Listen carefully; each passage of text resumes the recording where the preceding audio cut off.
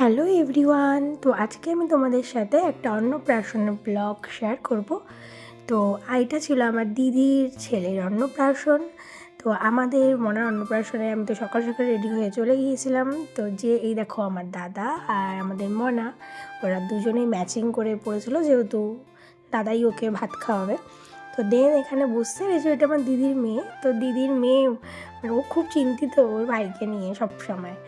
তো এখানে এরপরে হচ্ছে কি মনা ভীষণ কান্না স্টার্ট করে। তো তাড়াতাড়ি ওকে কোনোভাবে একটু মানে পায়েস, একটু ভাতের সমস্ত কিছু ওকে মুখে দিয়ে ও অন্নপ্রাশনটা তাড়াতাড়ি কমপ্লিট হয়ে যায়। দেন আমরা খেতে বসে পড়ি।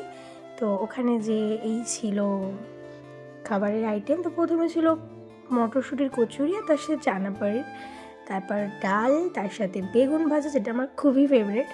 দেন ছিল কাতলা মাছ, মানে দই কাতলা।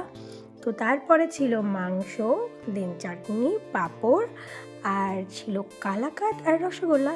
তারপর আমরা বাড়ি চলে আসি।